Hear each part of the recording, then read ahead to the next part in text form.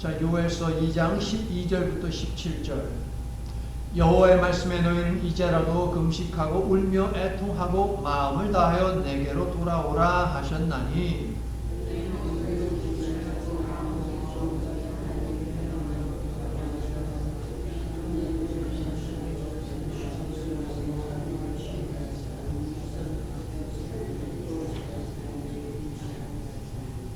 주께서 혹시 마음과 뜻을 돌이키시고 그 뒤에 복을 내리사 너희 하나님 여호와께 소제와 전제를 드리게 하지 아니하실지. 자, 앞에 스크린 보세요 여러분. 이제 노란 거 여러분이 읽을 거예요. 누가 알겠느냐? 앞에 있는 거 읽어주세요.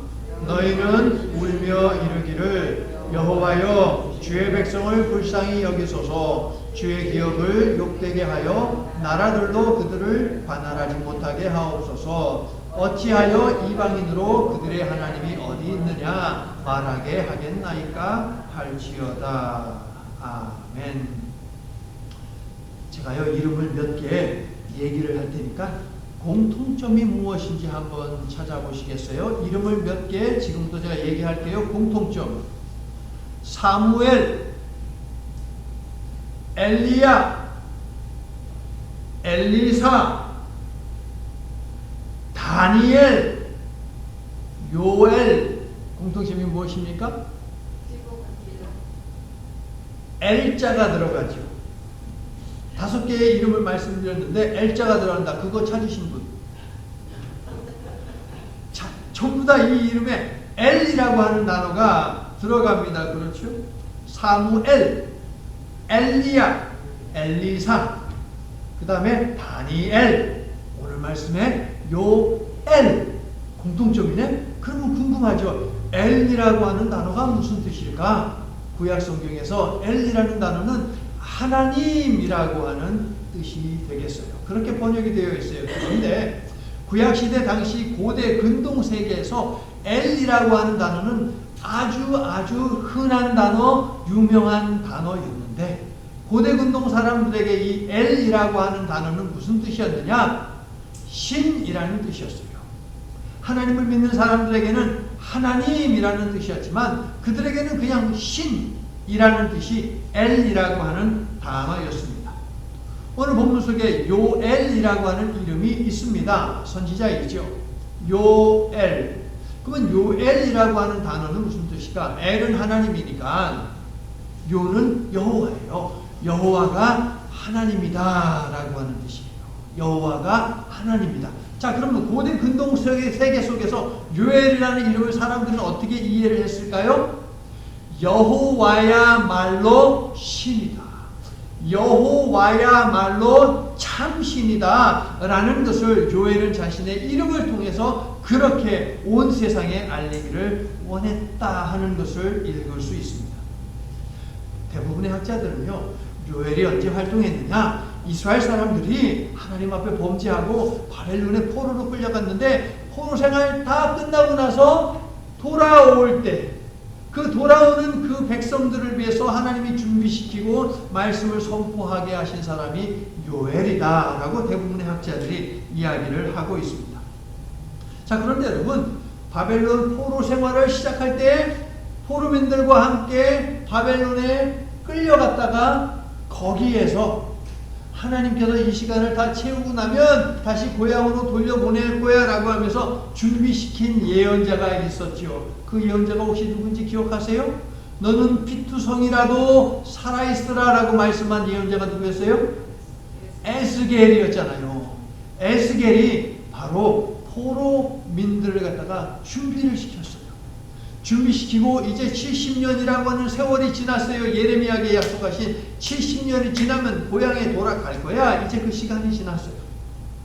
준비시켜야 되잖아요. 그래서 하나님께서 요엘을 통해서 준비하게 하셨는데, 자, 에스겔은요, 예언서, 그의 예언서 에스겔서 2장 9절과 10절에서 이런 말씀을 적고 있습니다.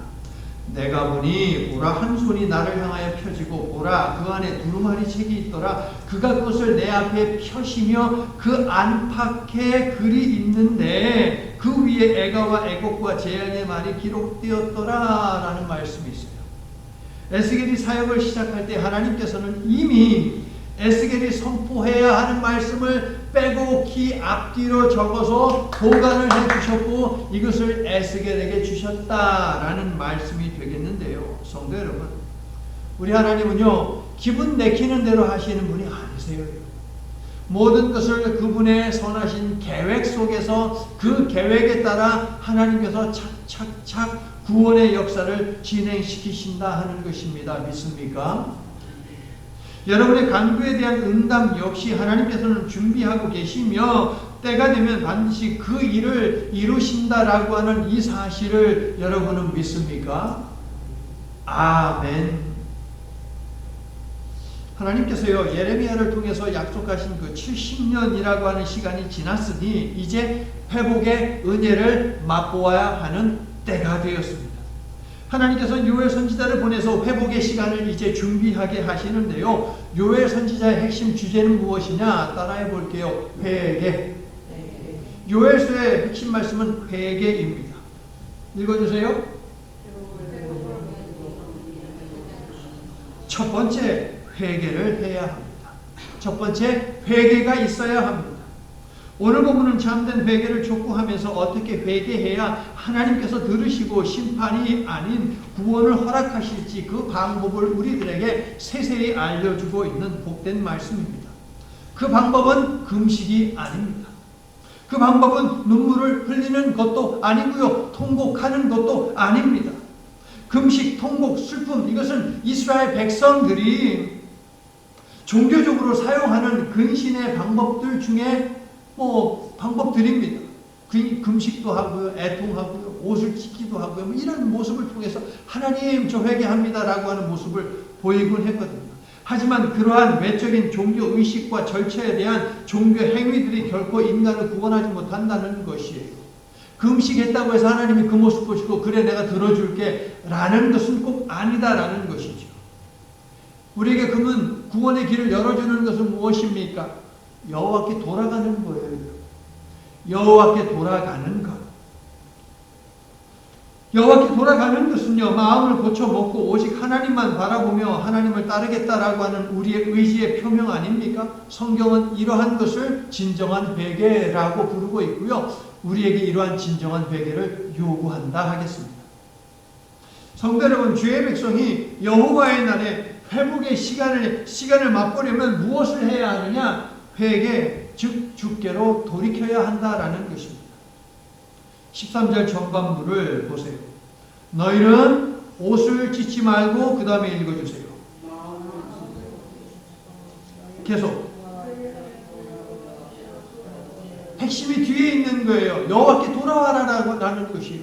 옷을 찢고 여호와께 돌아오지 아니하면 그것은 회개가 아니고 그것은 예배가 아니다라고 말을 하고 있는 것이지요. 아무리 많은 옷을 찢는다 하더라도, 아무리 좋은 옷을 찢는다 하더라도, 아무리 많은 눈물을 흘린다 하더라도, 그리고 아무리 많은 재물을 드린다 하더라도 하나님이 원하시는 삶을 살지 않는다면 그것은 회개가 아니다. 그것은 제사 예배가 아니다 라고 하나님이 분명하게 말씀을 하고 계시잖아요. 성경에서 옷을 찢는 것은 무엇입니까? 슬픔과 참담함을 표현하는 것입니다. 그러한 종교 행위입니다. 그런데 오늘 본문은요, 옷을 찢지 말고 마음을 찢으라고 합니다. 내적인 변화가 요구되는 곳에 어떠한 외적인 예식이나 심지어 슬픔이나 근심도 만족스럽게 하지 못한다라는 말씀이에요. 그러면서 확고한 결정력을 발휘하여 오직 하나님만을 따르겠다는 의지를 가지고 하나님께 나오라라고 명령을 하고 있습니다. 자, 옷을 찢지 말고 마음을 찢어라. 이것이 중요하지 않습니다. 그 다음이 중요해요. 하나님께 나오라라고 하는 것. 걸음을 돌이켜서 하나님께 나오라라고 하는 것. 이것이 진정한 회개다라고 요엘은 우리에게 알려주고 있습니다. 회복을 위한 기도. 어떻게 해야 한다? 첫 번째, 회개가 있어야 한다. 하나님께 돌이킴이 있어야 한다 하는 것입니다. 자, 앞선 12절에 이제라도 라고 하는 표현이 있죠. 이제라도. 이게 무슨 말입니까? 아직 늦지 않았다라고 하는 위로의 말입니다. 그리고 동시에 이번 기회를 놓치면 다음 기회는 없을 수 있다라고 하는 경고의 말씀이기도 합니다. 하나님의 구원 역사는 결코 끝나지 않았다. 이것이 우리에게 주신 가장 큰 복된 은혜입니다. 여러분. 하나님의 구원 역사는 끝나지 않았다. 그러나 너무 늦지 않게 이 기회를 붙들어야 한다는 것이죠. 나를 사랑하는 자들이 나의 사랑을 입으며 나를 간절히 찾는 자가 나를 만날 것이다. 아무나 만나는 것이 아닙니다. 하나님을 사랑하고 하나님을 간절히 찾는 사람, 하나님께로 발길을 돌이켜서 하나님께로 나아가는 사람들만이 하나님을 만날 수 있다라고 하는 것, 그 하나님으로부터 회복을 얻을 수 있다라고 요엘은 알려줍니다. 여러분이 고난을 겪을 때마다 이 말씀이 생각나서 하나님의 사랑을 입어 활로를 찾게 되고 문제에서 해방되고 평안과 기쁨을 회복하게 되기를 예수 그리스도의 이름으로 간절히 축원합니다. 지속된 인간의 죄악에도 불구하고 하나님의 구원 역사가 변함없이 계속 지속되어 온 이유는 무엇입니까? 13절 후반부를 보니까 하나님의 성품 때문이에요. 하나님의 성품. 하나님의 성품 5가지가 기록이 되어 있죠. 요엘은요, 왜냐하면 무엇 때문에 라고 하는 단어를 가장 앞에 사용을 합니다. 너희는 옷을 찢지 말고 마음을 찢고 너희 하나님께로 돌아올지어다. 왜냐하면 그분은, 여호와는 은혜로우시며 자비로우시며 불쌍히 여기는 마음이 많다는 것이지요. 노하기를 더디하시며 오래 참으신다는 것입니다. 인애가 크시며 뭐예요? 한결같은 사랑을 베푸신다는 것이에요. 5번째, 뜻을 돌이켜 재앙을 내리지 아니하실 것이기 때문이다. 그러므로 여호와께 돌이키래요. 그것이 마음을 찢는 회개라고 알려줍니다. 자, 읽어주세요. 또 두 번째는 무엇입니까? 하나님의 성품을 알고 기도하는 것입니다. 첫 번째는 회개를 하는 것이고 두 번째는 하나님의 성품을 알고 기도하는 것이에요. 자, 나와 있는 5가지 하나님의 성품은 구약 여러 군데서 찾아지는데 오리지널리 누가 이 말씀을 가장 먼저 소개했습니까? 한때 우리의 성경 암송 성구이기도 하였던 출애굽기 34장 6절에 있는 말씀이 오리지널 가장 먼저 이야기를 했어요.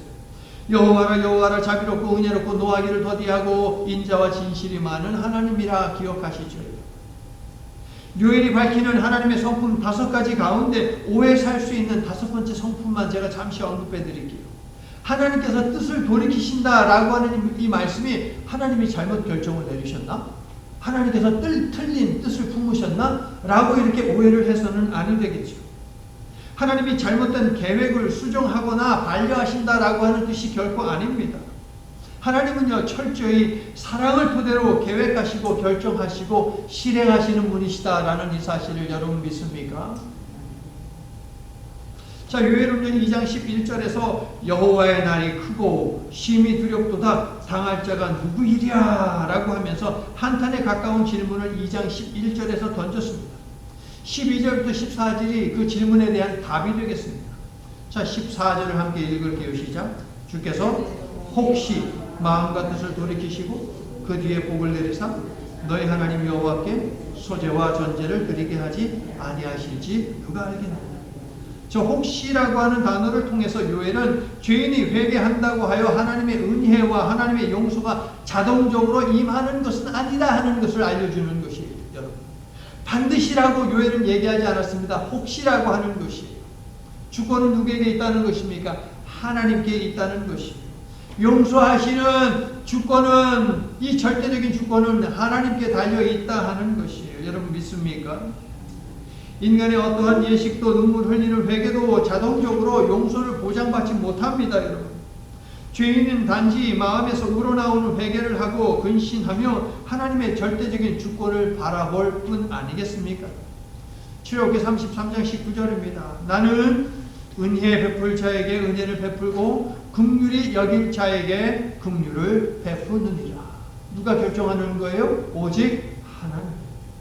하나님께서는 언제든지 자신이 은혜를 베풀어 주고 싶은 사람에게 은혜를 베풀 수 있는 자유를 가지신 분이십니다. 하나님의 은혜를 인간이 특정한 방법을 통해서 강요할 수 없다는 거예요. 하나님, 내가 이렇게 금식하잖아요. 그러므로 나 반드시 복 주셔야 됩니다. 라고 기도를 할 수 있어요. 그런데 복을 주고 안 주고는 누구의 마음이에요?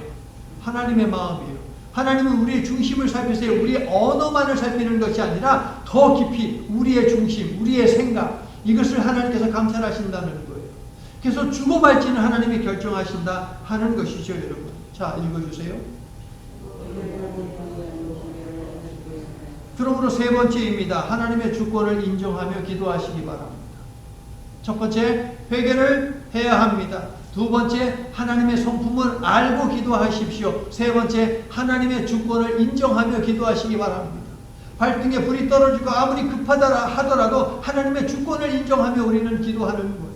우리의 마음의 소원을 아를 수 있습니다. 하지만 기도의 끝에는 하나님의 뜻을 이루시옵소서. 우리 예수님도 그렇게 가르쳐 주지 않았습니까? 주님의 뜻을 이루소서. 우리 성만찬하고 불렀잖아요. 주님의 뜻을 이루소서. 그리스도의 살과 피를 대했고 그리스도가 이 속에 계시는데 주님 당신의 뜻을 나의 삶을 통해 드러내 주시옵소서라는 것이 우리의 기도가 되어야 한다는 것이죠. 그런데 여러분, 신약 시대로 넘어가면서 하나님의 구원 역사와 구원 약속은요, 십자가 죽음의 순간에 구원받은 강도를 통해서 혹시를 반드시로 바꾸고 있다는 것, 여기에 우리가 주목을 해보자. 독생자 예수님의 십자가 고난과 죽음은요, 혹시를 반드시로 바꾼 참 사랑입니다. 참으로 큰 사랑의 증거다라고 하는 것입니다. 그러므로 여러분의 죄가 생각나거나 깨달아진다면 그 즉시 회개하십시오. 여러분의 소중한 사람에게서 하나님께 범죄하는 모습이 보여진다라고 하면 중보하며 기도하십시오. 하나님께서 반드시 용서해 주실 줄로 믿습니다. 왜냐하면 우리에게는 무엇이 있느냐? 예수 그리스도의 보혈이 있어요. 이제 우리가 하나님께 어떤 말을 하든지 간에 어떤 기도를 드리든지 간에 어떤 마음의 소원을 아뢰든지 간에 하나님께서 그것을 무엇을 통해서 보시느냐? 우리가 가지고 있는 예수 그리스도의 그 보혈, 그 흔적을 통해서 보시기 때문에 하나님께서 반드시 응답하신다라는 것입니다. 믿습니까? 그래서 그리스도의 십자가 사건이 위대한 것 아니겠습니까? 성도 여러분, 하나님께 용서받지 못하는 죄는 없습니다. 그러나 하나님께 회개하지 않는 죄는 용서받지 못합니다.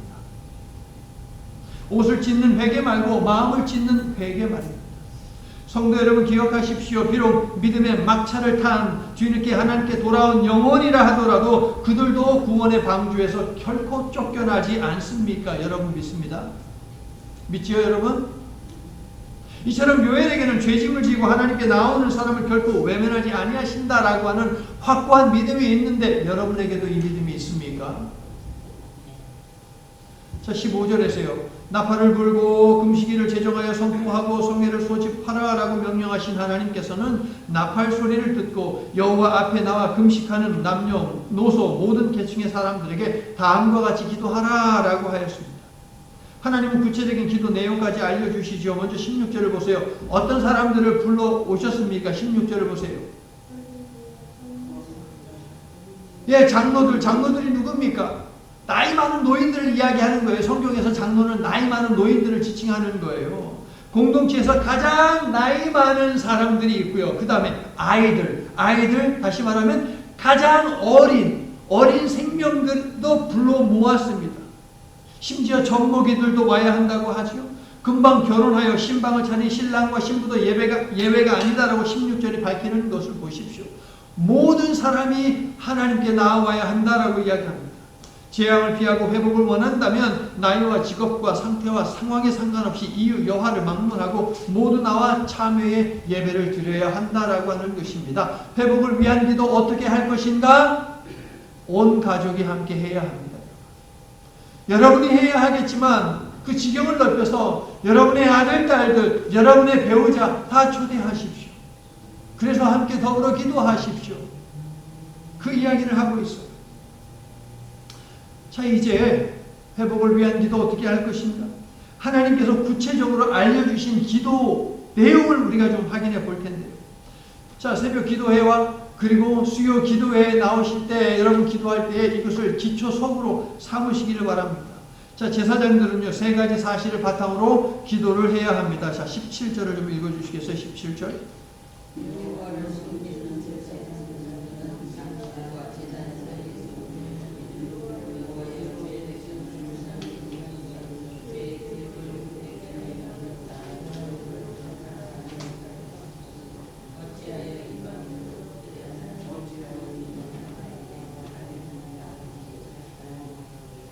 자, 읽어주세요 여러분.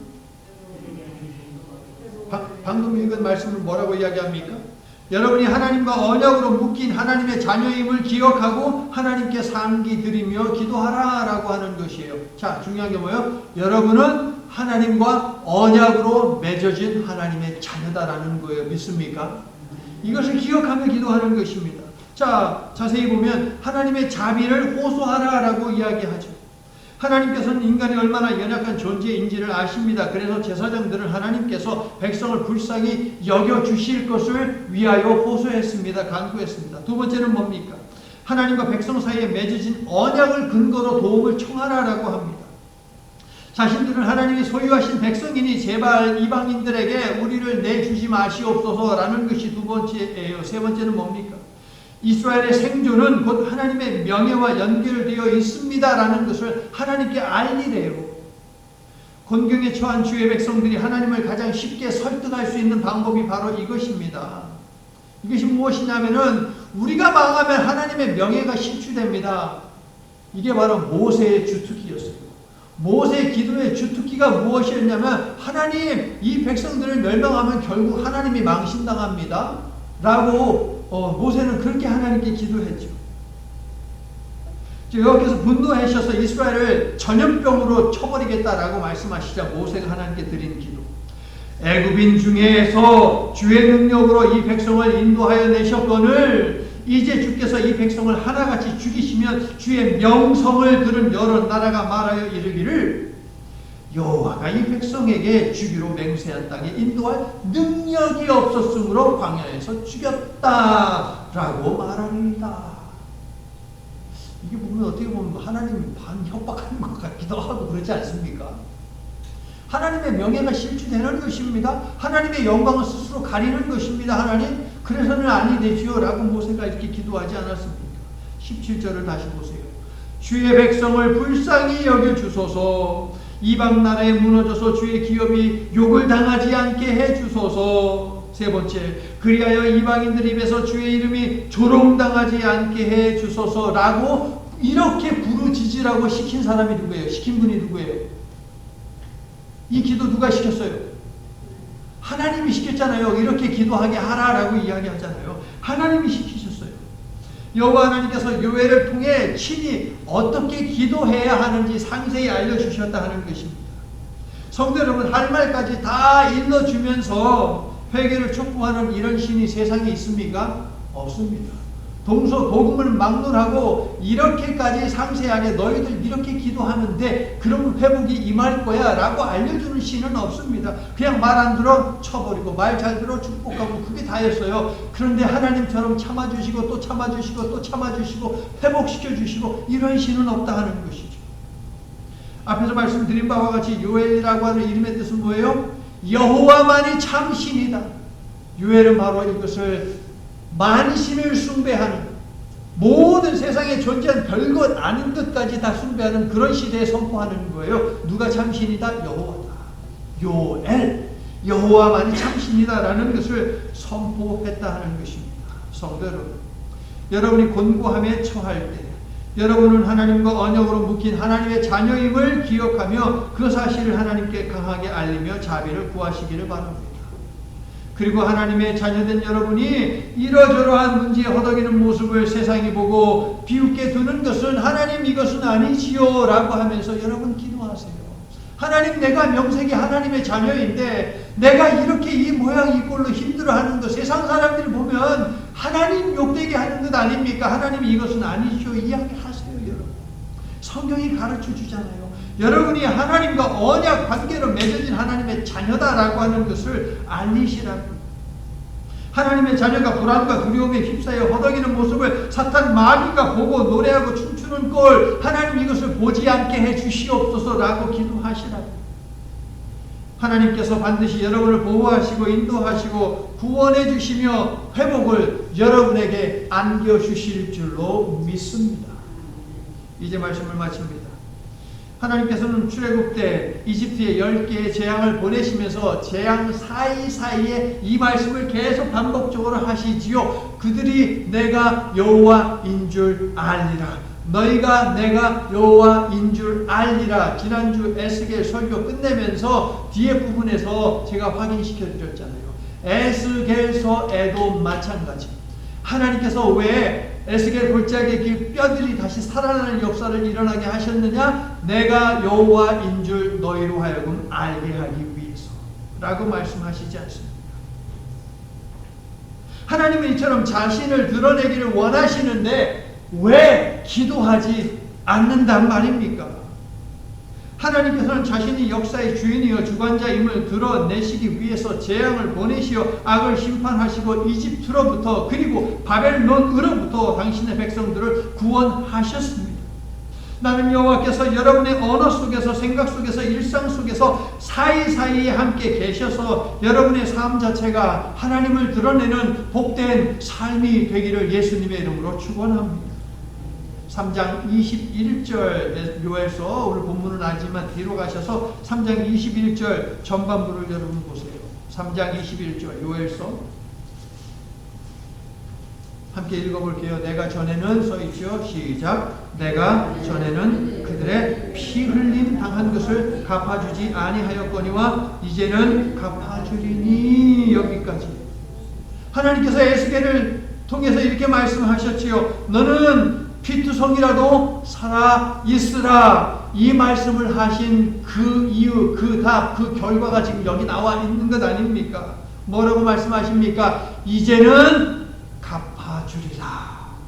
너는 피 흘리기까지 피투성이가 되더라도 너는 견뎌라. 너는 살아있어라. 왜? 내가 갚아줄 것이기 때문에.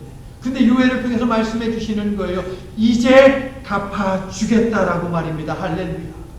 읽어주세요. 하나님은 응답하시는 분이시니 어찌 기도를 하지 않을 수 있겠습니까, 여러분?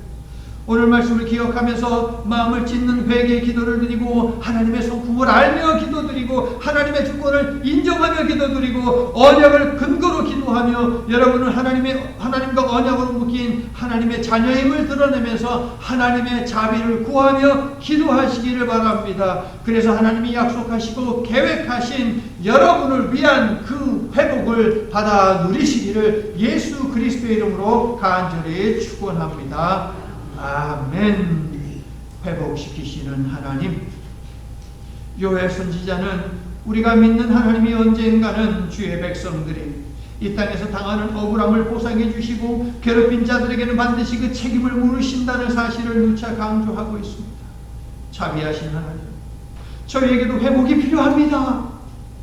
그래서 오늘 가르쳐 주신 기도의 방법대로 회복을 위해 기도하겠습니다. 하나님의 이름을 부르며 언약 안에서 기도하는 이 시간 머리 숙인 모든 하나님의 자녀들에게 하나님의 자비를 허락하시어 항상 회복이 있는 인생을 살도록 축복해 주시옵소서. 이 장 끝부분에서 약속하신 하나님의 영을 우리에게 부어주시어 이제는 갚으시겠다 말씀하실 때까지 누구든지 여호와 이름을 부르는 자는 구원을 얻는다는 약속이 성취되는 우리 모두의 삶이 되도록 우리의 믿음을 굳게 붙들어 주시옵소서. 예수님 이름으로 기도드립니다. 아멘. 이제는 피투성이라도 살아있으라고 자신의 백성에게 간곡히 당부하시고 때가 되매 이제는 회복하시겠다고 어김없이 구원과 회복의 약속을 지키시는 하나님 아버지의 신실하신 사랑과 약속하신 대로 우리 속에 거하시며 하나님의 구원을 믿으며 살게 하시고 약속하신 대로 우리를 데리러 반드시 다시 오실 예수 그리스도의 한결같으신 은혜와 회복을 위한 기도를 하나님의 말씀이 가르쳐 주신 대로 드리도록 우리에게 말씀하시고 우리의 삶을 회복하기 위해 하나님께 우리를 위해 중보하시는 보혜사 성령님의 변함없으신 동행하시고 보호하시는 권능이 기도할 수 있기에 염려하지 않고 기도할 수 있기에 걱정하지 않고 기도할 수 있기에 좌절하지 않고 다만 모든 일에 기도와 간구로 구할 것을 감사함으로 하나님께 아뢰을 것을 기억하며 친교에 이어 선교의 현장으로 흩어지는 모든 하나님의 백성들 위해 특별히 저들이 믿음과 소망을 가지고 삶의 자리에서 드리게 될 모든 기도들 위해 영원토록 함께해 주시옵기를 간절히 축원하옵나이다. 아멘.